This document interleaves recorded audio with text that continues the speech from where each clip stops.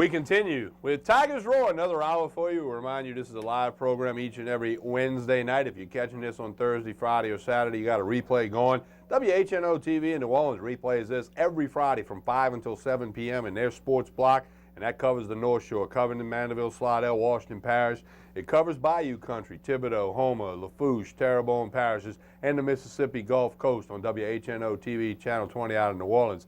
Hey, do find us on Facebook. We got a Facebook page, Pelican Broadcast, and it's a great way to keep up with all the activity and programming of Pelican Sports TV and Pelican Sports Radio. The Facebook page is Pelican Broadcasting. Go check it out. And, of course, we got a YouTube page. A lot of the features that you see on Tigers Roar, we do put them up on the YouTube page. You can share them and let other people see them. You can view them again. The Twitter account is at Pelican Sports. Right now, as we do just about each and every week on Tigers Roar, we are joined by Brian Lazar of TigerBait.com. Good evening, Brian. How are you? Good evening, Tommy. How you doing? Well, we're hanging in there, just trying to let the dust settle from what I think surprised just about all of us on Monday night. The not that LSU lost, but the performance and the way that they lost.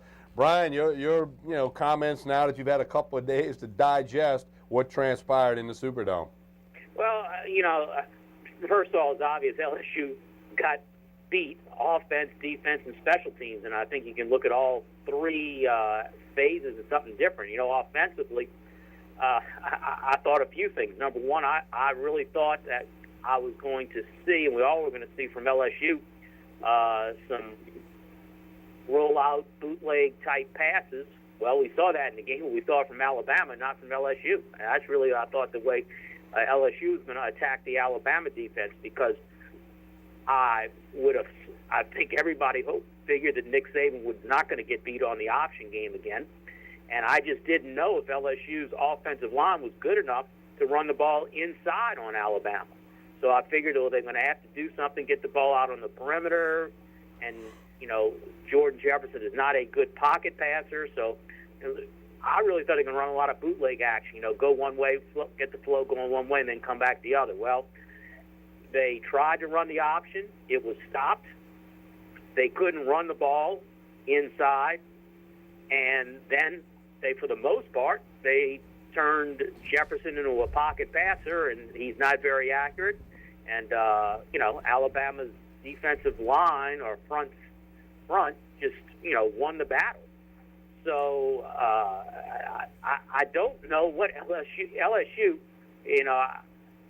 if they thought that they were going to run the option and have success, again, that's a bad miscalculation on the part of the offensive staff that they were going to do that. So, look, Jordan Jefferson had a bad game. I think the offensive line had an even worse game, because I just think they didn't block, Alabama's front at all. LSU defensively was okay. They gave up yards, held Alabama to field goals. The difference was Alabama this time got about 10 yards deeper on all their drives than they did in the first game. So instead of trying 47-yard field goals, they were trying 37-yard field goals, and they were indoors, and they were making them.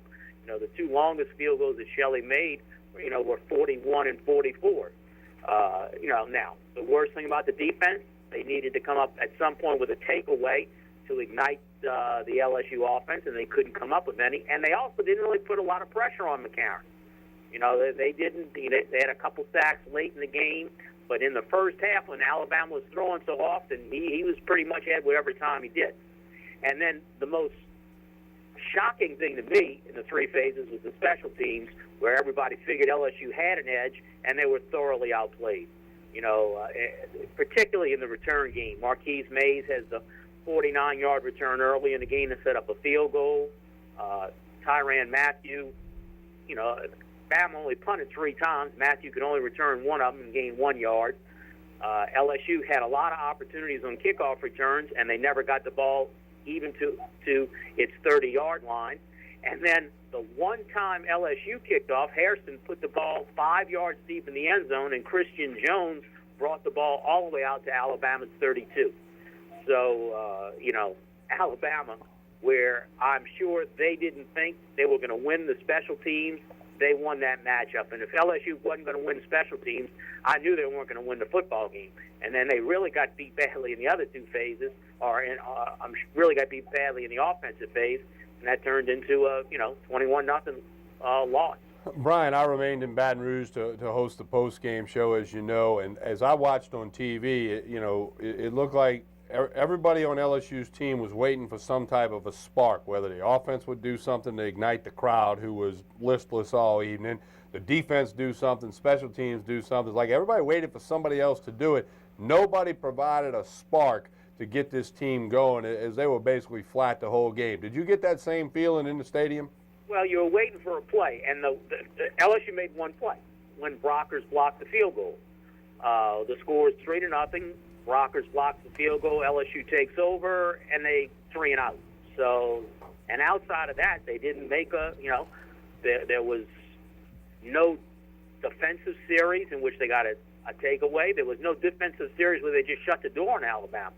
And then offensively, there was a one nice catch by Beckham, and there was the Jefferson scramble in the fourth quarter that got 18 yards. And outside of that, that was it.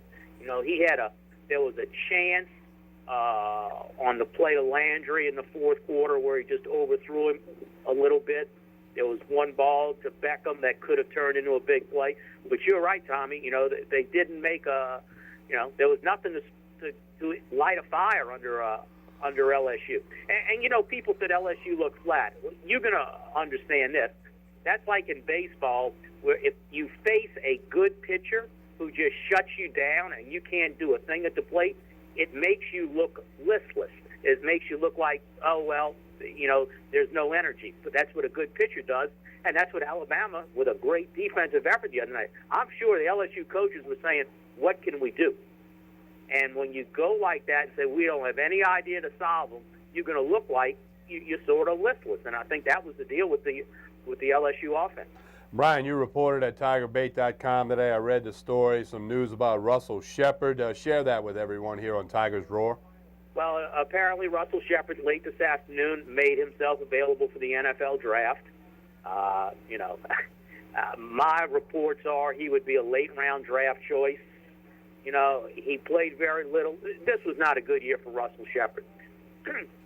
You look back in the summer, first of all, he had the issue with, the housing issue. He had to pay back some money. Now, there were no NCAA penalties for that, but then he was questioned by the NCAA as regards the Willie Lyle situation. Again, he did nothing wrong, except after his interview, he talked to an LSU player about the contents of the questioning, which is against NCAA rules. You're considered hindering the investigation, and as a result of that, he ended up getting suspended for 3 games. Then he comes back, and he just never gets in the flow. Odell Beckham had gotten off to a good start. So obviously Beckham and Randall were the top 2 receivers. Randall was the 3rd receiver. And LSU this year very rarely used 4 wide receiver sets. They used 3 wides, and that was it, and a lot of I formation. So Shepard was the number 3 receiver. He only caught 14 passes. He had 7 rushes. So that means all this year he had 21 touches. So and I just think he probably looked at the situation, and he may not know how many touches he was going to get next year. He certainly wouldn't be the number 1 receiver next year, even if Reuben Randall goes out. I mean, Odell Beckham will be the number 1 receiver, and and Shepard could certainly get passed up by Jarvis Landry for next year.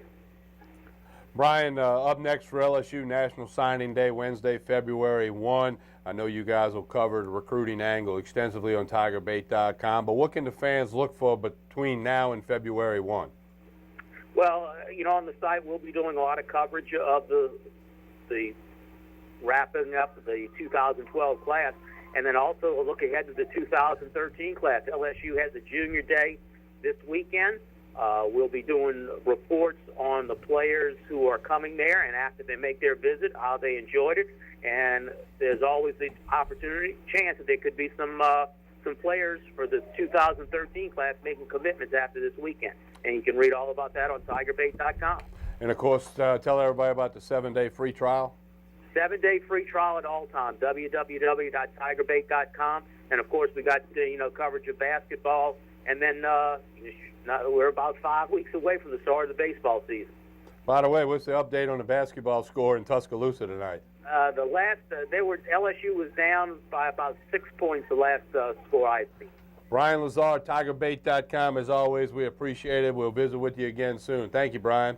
Okay, anytime, Tommy. Thanks. All right, it's Brian Lazar of TigerBait.com. When we come back, we're going to talk about the whole Bobby Hebert situation that occurred right after the game. And he's all over national radio today and tomorrow and probably all week, known more for what he does for the New Orleans Saints on the radio. But he kind of threw his hat in the ring at the college level. So. Dad going wild. Yeah, Dad's going wild in the French Quarter. Well, not exactly the quarter. But anyway, we'll come back and discuss that, beat that around a little bit for you with Ronnie Rance of Sports Shorts TV and Sports Shorts Radio. I'm Tommy Krysan. Stay with us on Pelican Sports TV.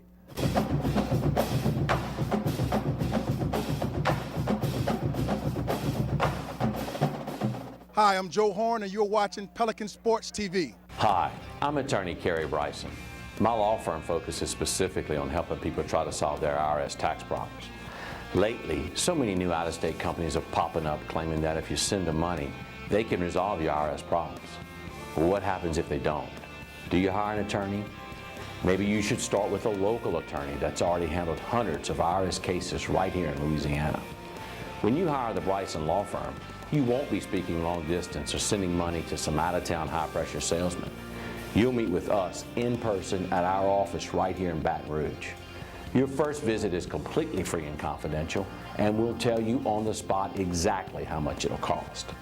So if you're hiring a company to resolve your IRS wage levies, bank levies, or tax liens, check their reputation first, then call me, Kerry Bryson, or go to BrysonLawFirm.com. If you're a Louisiana resident and you have an IRS problem, hire a Louisiana attorney, Kerry Bryson. Hello, my name is Debbie. Welcome to Debbie's Bridal, a formal affair. Come see the many great lines we carry in bridal, bridesmaids, mothers, flower girls, tuxes, and more. We also carry over 25 top designer lines in debutante gowns, Mardi Gras, pageant, and prom. Come meet me and my staff with over 30 years of bridal and pageant experience. Debbie's Bridal, a formal affair, Burnside and Gonzales, where service matters. The family dental practice of Dr. Farrell Fruget Jr. and our highly trained staff are dedicated to providing care and treatment to our patients of all ages in all aspects of dental care. 23 years of experience and advanced training in cosmetic and restorative dentistry, TMJ, and treatment of snoring and sleep apnea allows Dr. Fruget to assist you in achieving the best in dental health. Call us today at 292-9700 to schedule your initial evaluation, because we know how to make you smile.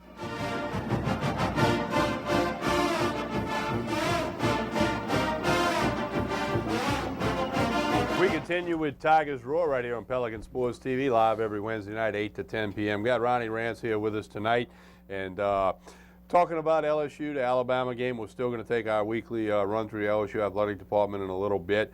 But Ronnie, the situation after the game in the post-game press room when Les Miles met with the media, Bobby Hebert, who led South Lafourche to a state championship in high school football in Louisiana, good career at Northwestern State up in Natchitoches, USFL, NFL, longtime New Orleans Saint player. 15-year pro career. Played for the Saints, was part of some really good Saints teams, some of the first really good Saints teams, and been doing a lot of radio work in New Orleans the last couple of years, mostly, 95% of it surrounding the Saints games and pregame and postgame and talk shows and whatnot.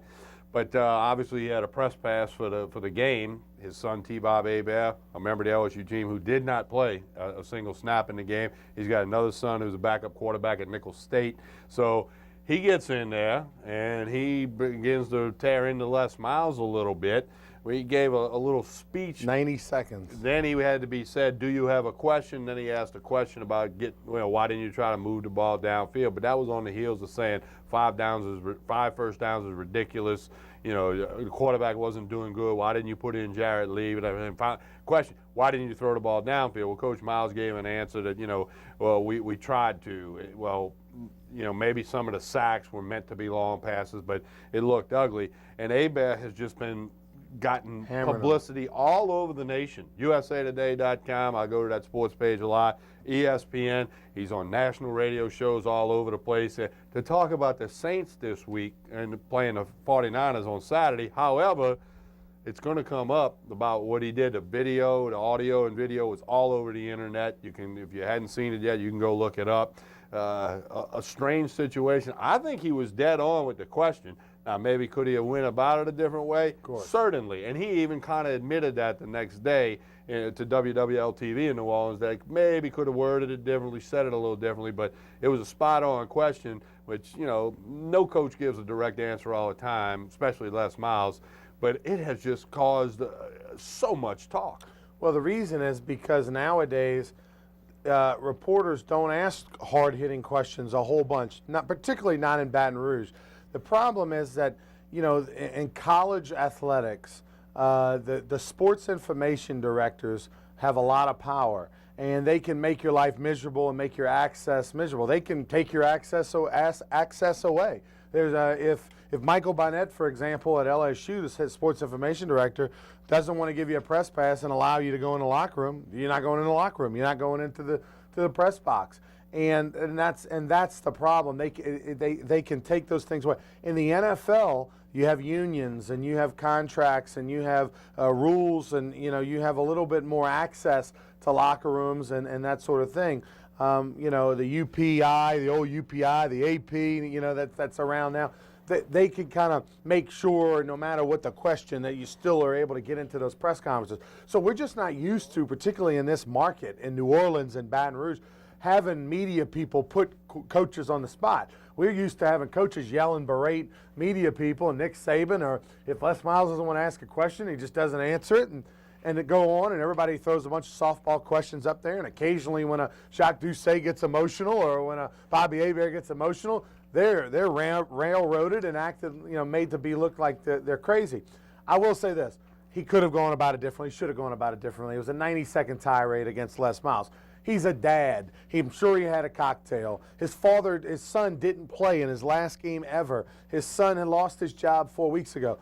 That is the reason that Bobby Hebert lost his stuff, not because he was reporting on WWL radio. He's been made to be a hero on local TV and radio because he said, I was just asking what the fans wanted to say. No, you called out Les Miles because you were upset personally. Yeah, it was unprofessional. You called him out and then asked your question. Right. You should have asked your question only. He did go over some journalistic lines there. Absolutely. And when you throw in the fact that he's a dad of a player who didn't play a snap, but had started, 8 or 9 games this year, you know, and, you know, was at every media session that players had all year. We had him here on Tigers Roar. We had clips of T-Bob Hebert constantly. So, but anyway, it has caused a stir. The other thing that's caused a stir, Ronnie, the whole Jordan Jefferson, Jarrett Lee thing, I'm hearing tons of things that allegedly happened, did happen. Witnesses heard this, heard that. Trying to put it all together, as I mentioned, trying to collaborate that with some other members of the media. But, you know, we're not the smartest people in the world, but we're not the dumbest. And 2 and 2 is not making 4 in that whole story. I really believe I say we, meaning the LSU fans, we, the members of the media, I think we're going to learn about something in time. Now, I don't know if that means this week, next month, this summer, somebody on a beach gets a few beers in them and decides to talk about what happened next year, a year from now. We're going to find out something that 2 and 2 is going to make 4 that transpired between Jordan Jefferson, Jarrett Lee, Les Miles, other members of the coaching staff or whatever, because there's just no one can figure why Jarrett Lee wasn't at least given a chance to see if he could provide that spark I've been talking about that never happened. Couldn't have been doing any worse. And Les Miles, when asked about that, said, we thought about putting him in, but we didn't want to do it because of the pass rush. We needed a guy that could move. Well, do something about the pass rush. You're 13-0. You didn't think they were going to rush the passer? You stop the rush, block it differently, throw screens, run draws. There's a lot of age-old ways to stop a rush. That answer was, not in the ballpark either, but it has just mystified the fan base and the media base. Yeah, I'm not one that's really a conspiracy theorist. I don't believe that, players in the college, throw games or that some big thing went down between Jordan Jefferson and Les Miles. Jarrett Lee and Les Miles, and that's why Jarrett Lee didn't play. I know that I'm sure after the game some people lost their cool, and there's some rumored stories that Jarrett Lee wasn't real happy about not playing, and maybe even expressed that to Coach Miles after the game. But but that's expected. I just think, honestly, it's like I got a baseball analogy. Shocking, that Tommy Krysan and I, both former left-handed pitchers, would have a baseball analogy. But how many times do you go to an LSU baseball game? Just pick that since it's nearby, and you watch Paul Mainieri sit in the dugout, and you go, when's he going to pull the pitcher? He leaves him in there too long. Well, it's the same thing. These coaches get out there. They have faith in one guy less than another. If you got a starting pitcher, particularly in college, he's probably better than the reliever. So you have more confidence in that guy. And there was a serious pass rush, and the offensive line wasn't getting it done. And so I do believe that Les Miles, that's his explanation. I think he believed in Jordan Jefferson. The game never got so far out of reach that they thought, well, we just got to chunk it 1,000,000 times. And right or wrong, he went with Jordan Jefferson because he thought that was the best decision, not because some conspiracy thing happened or Jared Lee didn't go to class or Jared Lee made a comment about Les's wife or some kind of crazy thing. I just think he thought Jordan Jefferson gave him the best chance to win, whereas all the Monday quarterbacks and maybe even some of his teammates maybe disagreed. Well, it remains to be seen. I think you make some really good points, and I'm following them, and I can understand them certainly. And we don't know if we'll ever get an explanation. We don't know if there is one. You could have it all, but the point you made that I agree with the most is, Les Miles is going to put the 11 best players out there on offense, defense, and special teams that he thinks gives LSU the best chance to win a game. Okay, and I made this joke, if you will, all fall long, ironically involving T-Bob Abe. I always fall on radio and TV. I'd say, if he thought they could win with T-Bob Abe at quarterback, T-Bob would be taking snaps. I mean, that's what the coaches, that's what he is built to do, put a team out there to be successful and win. And obviously, he had more confidence in Jordan Jefferson, and that's obvious. Man. You don't have to be a rocket scientist to figure that one out. But again, Jared Lee, performed poorly against Alabama early, couple of picks, got him out of there.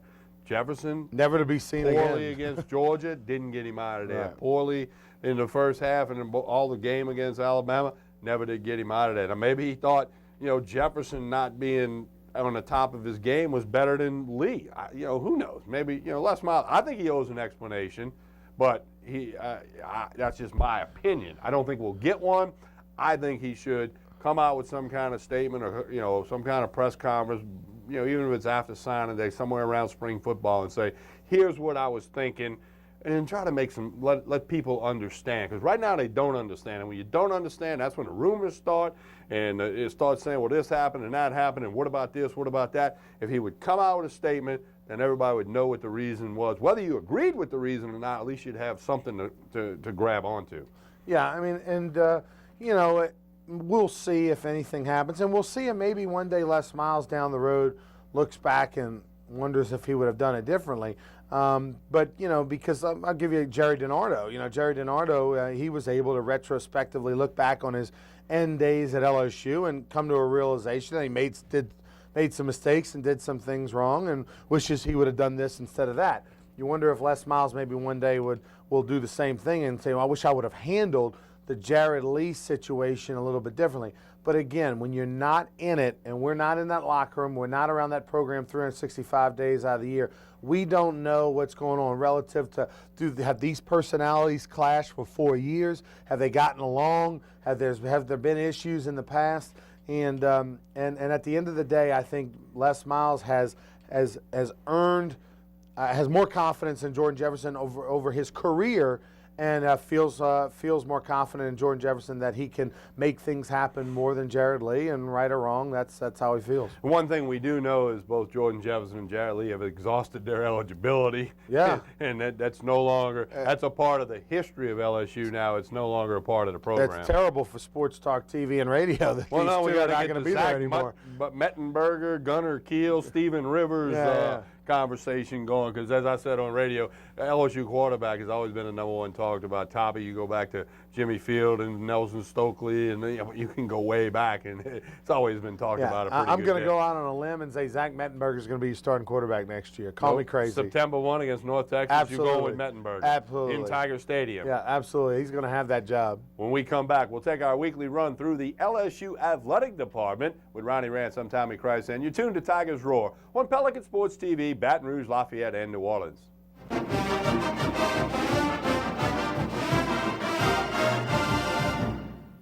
Hello, I'm Trev Falk, head coach at Vermilion Catholic, and you're watching Pelican Sports TV. One more time. BetterBatonRougeJobs.com has been extremely beneficial for the TM Automotive Group. And what stands out to us, it's easy to use, not only for us, but it's easy for the applicants. And it's the quality of applicants that we get. It's timely. We post something in the morning. By that afternoon, we have double-digit applicants. And again, it's the quality of the applicants. Employers, now is a great time to hire, recruit, and look for potential new employees. BetterBatonRougeJobs.com. It's free for job seekers and great for business. You're on the same flight. We'll be on the same plane, Yeah, regardless. when we need to work. Anything together? Do we know?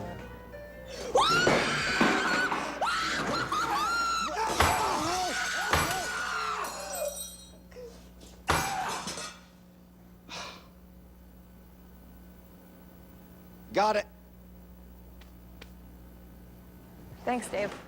The big, brilliant, thin Samsung Infuse 4G. Only from the network of possibilities, AT&T. For the thirsty, for those who hang out in packs, for heroes, for sidekicks, for those who see the glass half empty, for those who see it half full, for those on the right, for those on the left, for those with nicknames, for those with curves, for people that cycle, for people that recycle, for BFFs, for frenemies, for those with style, for lovers, for families, for big families, for everyone. 40 years, 4 decades, nearly half a century. That's how long the citizens of Greater Baton Rouge have chosen Richards Honda. A simple, sincere, and honest process. Louisiana's oldest and most experienced Honda dealership for over 40 years, Richards Honda.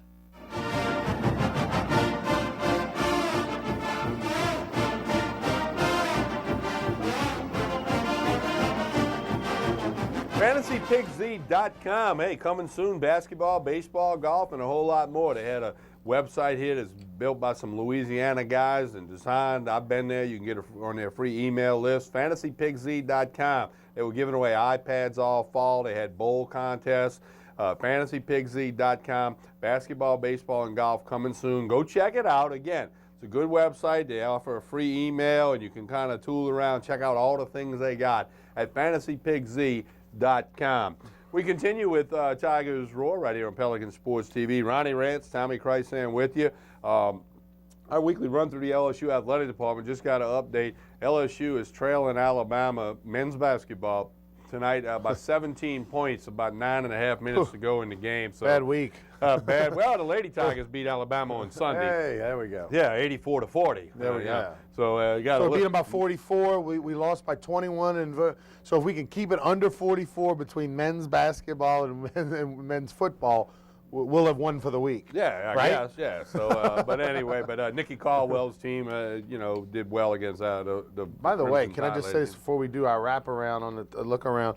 Nikki Caldwell pregnant. And they're on a roll. They've won 8 in a row. I mean, that's 9 in a row. 9 in a row now. I mean, that's pretty incredible.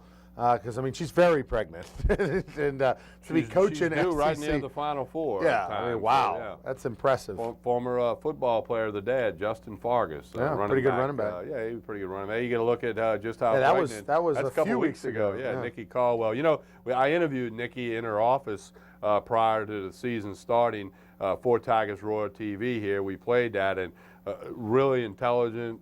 I was very impressed with Nikki Caldwell on and off camera. We spent some time off camera before the tape rolled, but really good stuff with Nikki Caldwell. Anyway, let's do our weekly run through the LSU athletic department. First with men's basketball, as we mentioned, they're losing big with about 9 minutes to go to the game, losing by 19 now to Alabama in Tuscaloosa. They did beat Ole Miss 81-55 last week.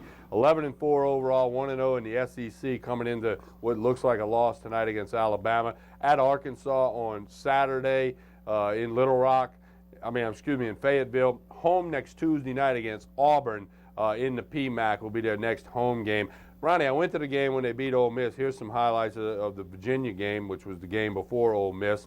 I went to the game. They were a much better team than they were last year, even though Alabama's taking it to them tonight. Justin Hamilton was named SEC Player of the Week for his performance in the Virginia game that you see on the screen and his double-double against Ole Miss in a big win for the Tigers last Saturday. Again, I was at that game. This team only won 3 games in conference play last year. I expect them to go past that total. How far past, I don't know, but it is a better basketball team. They got more players. They got a little depth. I've always thought Trent Johnson was a good coach, and I think we're going to see some of that this year. Well, I'm a guy who's not real sure personally. I think that this team is improving. They're young, but I don't know how they're going to get over 500 in the league. I mean, I think that if you get to 10 wins, then you can really start thinking about, an NCAA tournament, really whether you deserve one or not. I see this team, I think, unfortunately, being a 7-9 kind of team, and at best 8-8. Not enough depth at any real position, whether on the floor. But I like their 5-6 guys that they have in the mix. They just got to get some more people, and they got to get healthy. Man, they've been really banged Johnny up. O'Brien had surgery on his hand a couple of days ago. It's his non-shooting hand. They hope to have him back and then in 3 Stringer, weeks. Yeah, and Ralston Turner, he can shoot, but he's inconsistent. He's streaky. He's like Ronnie Henderson. He can get hot as a firecracker, and then he can. He has trouble throwing it in the ocean, throwing it in the lake from the causeway. So, anyway, that's the men's basketball team. You see highlights there, a big win against Marquette a little earlier in the season. Our crew was out there for that. So we'll keep tabs on Trent Johnson's team. I know I'm going to get out and see him play a few more times. SEC play. Kentucky does come to Baton Rouge this year. No more East and West divisions in men's basketball, kind of like the women. They're just lining all 12 of them up. And I want to say they all go to the postseason tournament. Yeah, it's a single elimination deal Yeah, on the 9 through 12. Yeah, and then of course, on the day before rather. Final Four is in New Orleans this year. So yeah, so we got. How about the city of New Orleans just rocking and rolling? They got the Final Four coming, and of course Super Bowl next year. Super Bowl, oh man, they just 2 years from now Super Bowl. Is it next year? Next 13? year, Okay, and then New York the year after. In New York. Okay, all right. Keeping our run through the LSU Athletic Department, women's basketball, as we kind of were talking about it, they won 9 straight. They're 3-0 in conference play, 12-3 overall. Whipped the Lady Crimson Tide 84-40. That game was on Sunday, the day before the football game. Yes. Their next action will be Alabama. Thursday night against South Carolina. So that's women's basketball. Ronnie, something near and dear to you and I's heart, baseball, college baseball in particular. LSU is ranked number 12 in the preseason polls in college baseball. They'll start practicing next week. Ronnie, we sit here mid-January. February 17th, they open up at the box against Air Force. Paul Maneri, one time the head coach at Air Force. But tell us a little bit about what we can expect with baseball. Yeah, they're getting things cranked up next week, middle of next week. And Paul Maneri, I saw him. He was down at the national championship game with his daughter Alex and his 2 sons, and they had a great time tailgating outside at the Hampton Inn New Orleans Convention Center's tailgate. Eddie Jacobs and the gang, along Wally Pontiff and others, had a great time. Saw a bunch of former Tigers. Saw Bubby Brister down there, one of your guys. Saw him at the tailgate and others, Matt Liuzza. But he said he thinks he'll be ranked anywhere from 8 to 12 to 13 in the polls. Obviously what we know about this team is on the mound. It's all going to start on the mound. Paul Maneri said to me, he said, look, last year the top 3 teams in the SEC, Florida, South Carolina, and Vanderbilt, all had team ERAs under 3. And he said that's what we have to be. We have to be a team whose ERA is under 3 if we want to be as good as we can be. They're not going to get a lot of offense. Now, I think Paul Maneri feels like they're going to battle offensively. I'm not quite so sold on the bottom of their lineup. Mason Katz is really huge. He's the Mikey Matuk of last year, this year. Katz has got to have a big year. He's really the only guy in their lineup with pop. So if you're looking to try to get a guy with double-digit homers, he's your only hope. So Mason Katz is in the middle of that lineup. But It's going to all be about the mound. I think defensively, particularly on the infield, and they're going to be very good. And then as Jacoby Jones gets more and more time out in center, he'll start to become a little bit more like Matuk. Right now, he'll make some mistakes, but he'll make some great plays. But it all starts on the mound, and it's a fight just to be in that top 10 on the team. That's how good they are. Well, and a couple of football players, we'll find out in media day, but Spencer Ware, Ty McGee, the freshman from Franklinton, are they going to be part of the baseball team again? They got roster limits. Right. It's I think it looks like, and this is kind of talking more Javi Sanchez, LSU's assistant coach, who kind of does recruiting as well. I think they think more like McGee's going to be a part of the team, but not necessarily Ware this year. Obviously, that'll get resolved here very quickly, but I think Spencer Ware probably going to stay focused on football, and then McGee, the young man, the freshman from Franklinton, who's got some nice baseball actions. I mean, he probably he looks pretty natural, and right now is shown that he definitely wants to play baseball. Yeah, and so again, we'll talk a whole lot about that as we get a little closer to the season, but wanted to update you tonight with having Ronnie here. Ronnie and I, we make probably half or more than half of the home games, and a lot of times we sit together. We sit with Skip in the suite. Yeah. That's always fun. Yeah, and on a little baseball TV note, I mean, in the next couple of weeks, you'll start to see some of the TV schedule, the games, but I know one of the games that looks like probably the first game that'll be on television would be the Sunday LSU Notre Dame game. Notre Dame, so you got Air Force and Notre Dame both on the schedule this year. Those are two teams that Paul Maneri, coached at and had a lot of success at both those programs. They're coming to the box. And, of course, we know that the LSU Southern Miss Wally Pontiff Junior Classic down at Zephyr Field will be televised, and the rest of the schedule will kind of be planned out in the coming weeks. Ronnie, obviously, Tigers Roar, Pelican Sports TV, Baton Rouge, Lafayette, New Orleans. What's expected out of Tony Robichaux's ULL team this year? Well, their team a little bit last year had somewhat of a disappointing season. They had tied for the conference championship, regular season championship the year before, and then got off to a slow start and got hot down the stretch, but couldn't come all the way back. But again, in that Sun Belt Conference, which has gotten better and better and better, expect that the Raging Cajuns will probably be battling for that top 3 or 4 spot. I think they host the conference tournament this year. I believe they do host the conference tournament in Lafayette this year or next year. I know they're doing some stadium renovations, and I believe hosting it this year. So but they're always going to be in that top 3 or 4 in the Sun Belt Conference. Rick Jones' Tulane team, Bruce Petty's UNO team. That's a struggle out at UNO. Rick Jones, I've read some stuff. He expects to have a better baseball team this year, as Tulane has had some, not poor seasons, but not the seasons they wanted to have last couple of years. With that, you hearing anything about Tulane UNO? Well, UNO, again, right now they're going to be Division III independent this coming season, and the future is up in the air. Do they go Division II? Or do they get rescued with some kind of state funding to maybe stay a Division I independent? But so UNO's kind of figuring out. They're doing pretty good, actually doing a pretty good job recruiting, considering if you stay D3 you get a lot of good players for that level. Tulane on the other side, I'll tell you what's really hurting them, Tommy, is the scholarship limitations, the new rules that were implemented 2 years ago, where you have to give a player at least 25% scholarship if you give them any scholarship, and you're not able to take a transfer and be able to play right away. They have to sit out a year regardless of whether they get the release or not. Tulane was always a school that found 1 or 2 or 3 transfers that made an impact on their roster.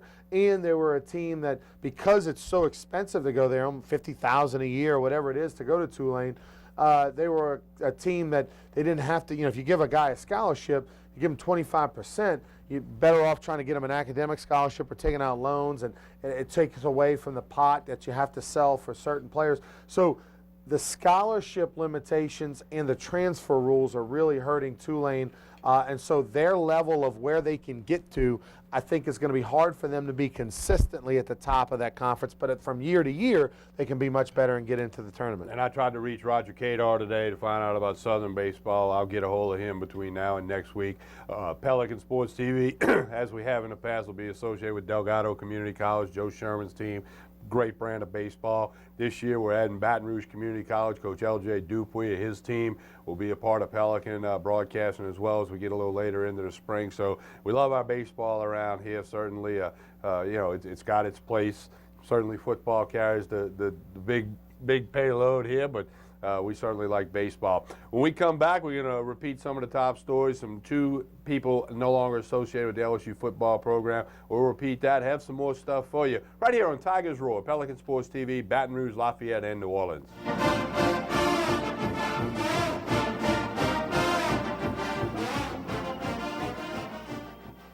Key attributes that really puts Papa John's Pizza over the top is our meats.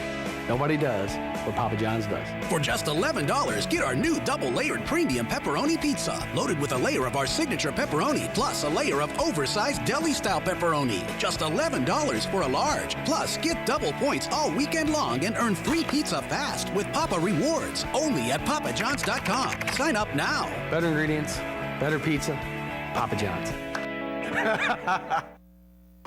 Explore the charms of the North Shore and visit St. Tammany Parish.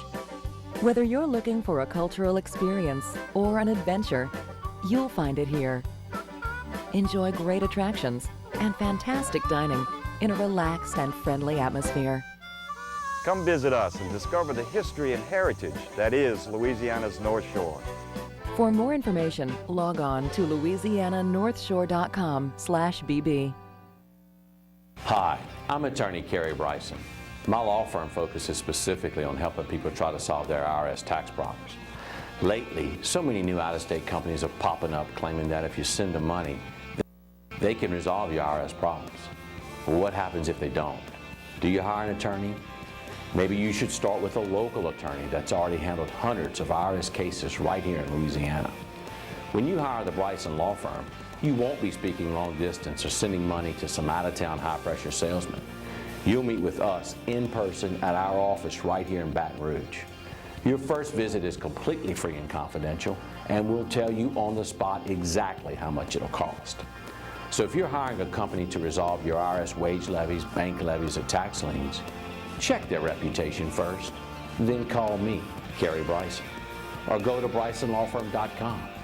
If you're a Louisiana resident and you have an IRS problem, hire a Louisiana attorney, Kerry Bryson.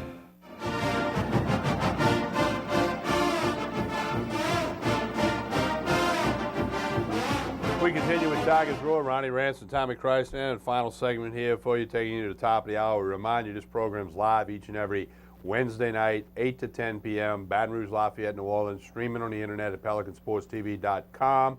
And if you're watching this on a Thursday, Friday, or Saturday, you've got a rebroadcast going on one of the many outlets that pick up this program, Tigers Roar, including WHNO TV Channel 20 out of New Orleans, which puts us on Fridays from 5 to 7 p.m. in their sports block with Tigers Roar. And that station reaches into the North Shore, Hammond, Ponchatoula, Covington, Mandeville, Slidell, Franklin, and Bogalusa, down into the Bayou Country, Thibodaux, Houma, Lafourche Parish, Terrebonne Parish, and over to the Mississippi Gulf Coast, Gulfport and Biloxi, and then, of course, into the city of New Orleans again on a Friday via WHNO TV, our good friends down there.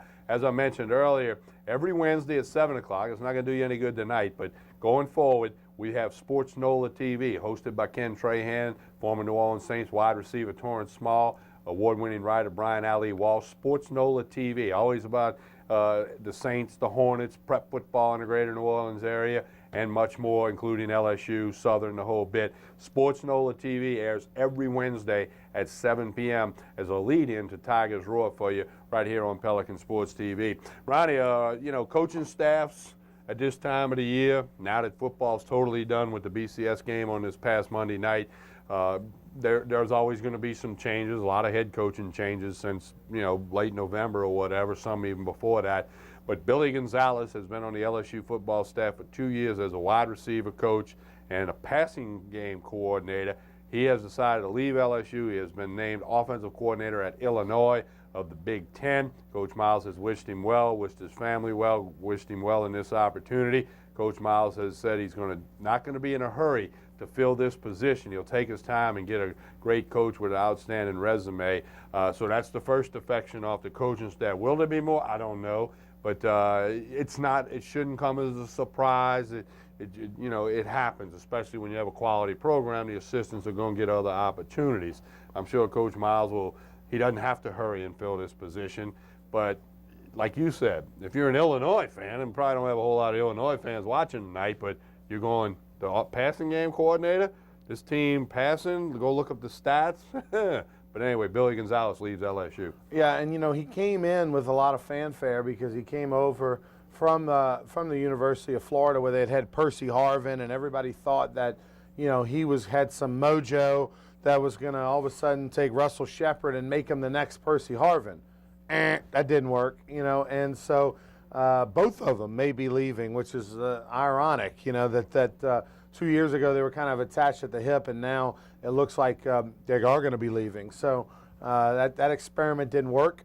We'll see who they replace. Well, you made reference to it. Brian Lazar of TigerBait.com reported on that website a short time before we went on the air that Russell Shepard has declared his intentions to enter the NFL draft. Russell Shepard, never did become what they hoped he would become at LSU. Signed him as a quarterback out of the Houston, Texas area. Never took a snap. This year he had 7 carries, 14 pass receptions, did catch 4 touchdowns, had 2 kickoff returns too. So he had less than 25 touches in 14 football games. That's not even 2 per game, and was virtually invisible against Alabama on Monday night. I thought he played 1 or 2 plays. Somebody told me he was actually in for 3 plays, but that was it. But Brian Lazar said his stuff he gathered said he'd be a late round draft choice if that. Can't imagine. Guy's athletic. I can't see how he gets drafted. Where's he going to play? Is he going to be a return guy? Well, he didn't return it much. I'd like what you said. Go to Sam Houston State or go to Southeastern or Southern or Nicholls State or McNeese or somewhere and get on the field. And play every position. Play and be all a star. like crazy and raise your stock, so maybe you are a draft choice because of your athletic skill. But a little bit strange, but maybe he's just disgruntled that he maybe doesn't think he'll get the opportunity that he wants at LSU. Well, he's obviously not getting the opportunity he wants. I mean, anytime a guy with his fanfare, the #1 recruit in the country in some publications out of high school, get 3 snaps your junior year is not getting it done. But in the championship game. But to me, where's his position? That's always been the issue. He's not a quarterback. He's too slight to be a running back. He's learning the receiver position. And he's not a polished receiver. He's not a polished receiver. He's a very, he had problems catching the ball. Yeah, at times his hands aren't the best. They're getting better. But he's got to make it as a return guy. He has to be the Skylar Green type, in that who was kind of an in-between guy himself, in that he's got to be a receiver who can also return punts and kicks. But yet, supposedly, he doesn't do a great job catching the ball on the punts. He hasn't been. They've tried that. So I don't know why he's going to try to go pro, because it'd be like a young man signing out of high school in baseball. If you're not ready, you might only get 1 crack at it, and now you're 19, 20, 21 years old. They've released you. Then what? So if you're Russell Shepard, exhaust your college experience, go somewhere else, get as many reps as you can, learn how to catch the punt, because I think that's what he could be best at, as a kick return guy, and then take a chance. But right now, Russell Shepard, I don't know about this decision. He's a small guy. There's not a lot of small guys in the NFL. There's some that have had little cups of coffee and some success. You got to be able to be a special teams guy. Yeah, so kind of. Anyway, that's what's reported. TigerBait.com, Brian Lazar, and you did hear him comment on it earlier this hour. Ronnie, we'll shift gears for a little bit. I'm sure people are tired of LSU and the performance the other night. If you're in South Louisiana and you're a sports fan, in particular football, you got the New Orleans Saints to hang your hat on. An impressive win over the Detroit Lions, a playoff victory. They'll head out to the West Coast, 3:30 kickoff Louisiana time this Saturday, take on a very good defensive team in the 49ers. I think when you got Drew Brees and the way they've been playing and the weapons around Brees and a great offensive line in front of him, I like the Saints' chances against San Francisco on the West Coast this Saturday. Yeah, I mean, it's really a question to me of the point spread. Saints about a 3.5 point favorite. And look, trust me, I got a lot of respect for the San Francisco 49ers. Kept waiting for them to stub their toe because who sold on Alex Smith? I mean, you don't have a lot of confidence in Alex Smith. You think during a 16-game schedule he's going to lose a few for you. But they did a great job. They're kind of like the Alabama team in that, until they finally took the training wheels off of their quarterback in the championship game. But their defense is unbelievable. San Francisco's defense is the best in the NFL this year. And, they always could run the football. But now Harbaugh's done a great job. Jim Harbaugh's done a great job coaching up Alex Smith, giving him confidence, putting him in situations where he's not hurting the team. He's able to make enough throws and plays. Looks like a completely different guy. And so they're going to be formidable in their home field, well rested. I just think the way the Saints offense is clicking right now, that I just don't see how they can't score at least 24 points. Or more. I mean, the lowest output they had was 21. That came against the St. Louis Cardinals, St. Louis Rams, rather, the weekend that the Cardinals won the World Series.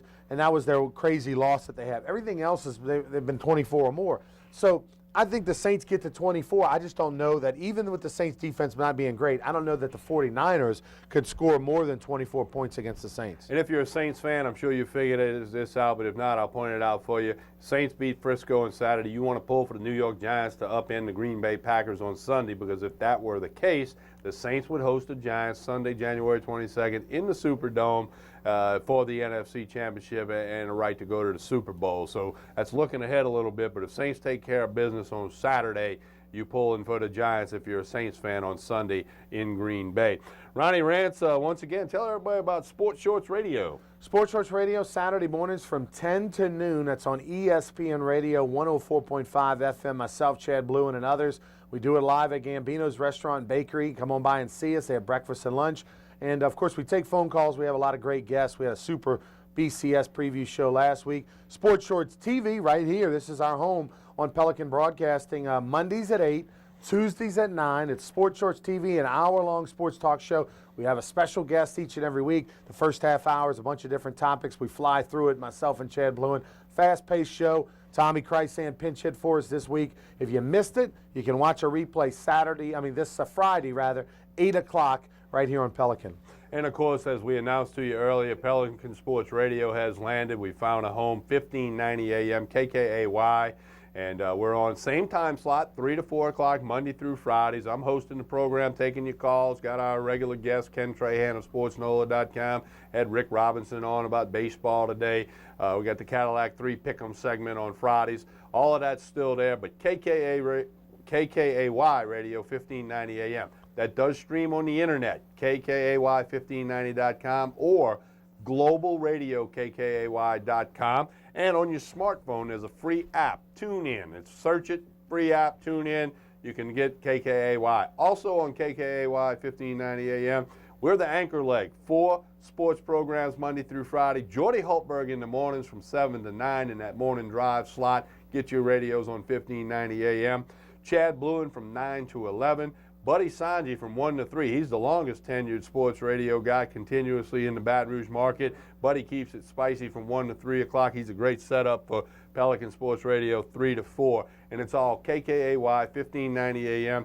Again, we strongly encourage you to tell your friends and your coworkers and your family about it so that they can get all of those great sports programming, including Pelican Sports Radio. And as always, you can send us an email, pelicanbroadcasting@gmail.com. We've got the Facebook page, Pelican Broadcasting, the YouTube page, the Twitter account. We got it all for you here on Pelican. We're part of the social media. Once again, Billy Gonzalez leaves the LSU coaching staff. He goes to Illinois. Russell Shepard declares for the NFL draft, which will come up later this spring. Ronnie, thanks a lot for pinch hitting. My pleasure. You're going to catch a late movie tonight or not? No movies. No movies tonight. Taking a week off. The Pelican Broadcasting in-house movie review guy, Ronnie Rance. I'm Tommy Krysan. Thank you for tuning in. Thanks to Brian Lazar, Chris, Carter, Nick, Al, and everybody that does it. Pelican Sports TV.